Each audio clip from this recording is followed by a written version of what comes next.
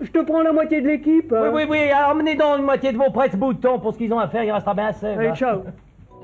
Il lui a donné sa voix, il lui a consacré sa vie, une vie passée derrière les Castelets.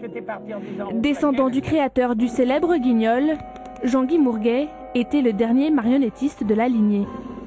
Les marionnettes aujourd'hui sont orphelines. Et puis nous, les hommes, les marionnettistes, c'est un rouage dans notre univers de marionnettes, de marionnettistes qui disparaît. Voilà. C'est ici que se trouve son héritage, un musée auquel il a cédé l'ensemble de sa collection, 200 poupées en bois de tilleul, un siècle de patrimoine, sans langue de bois. C'était à la fois sa vie, une partie de sa vie, quand il a été marionnettiste, et à la fois la mémoire de ses parents. Donc c'était pour lui très important, il représentait des générations de marionnettistes et ces objets représentent des générations de marionnettistes.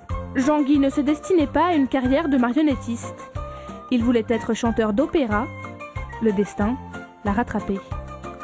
Petit, on nous a rapporté qu'il était turbulent dans le berceau. La grand-mère avait déposé un guignol et à partir de là, l'enfant était sage.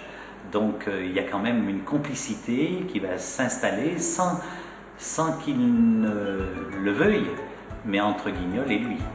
Sur les tréteaux lyonnais, Mourguet a renoué avec la tradition d'un guignol politique, un guignol qui parle d'actualité, un guignol qui lui ressemble, insolent, mordant et tête de bois.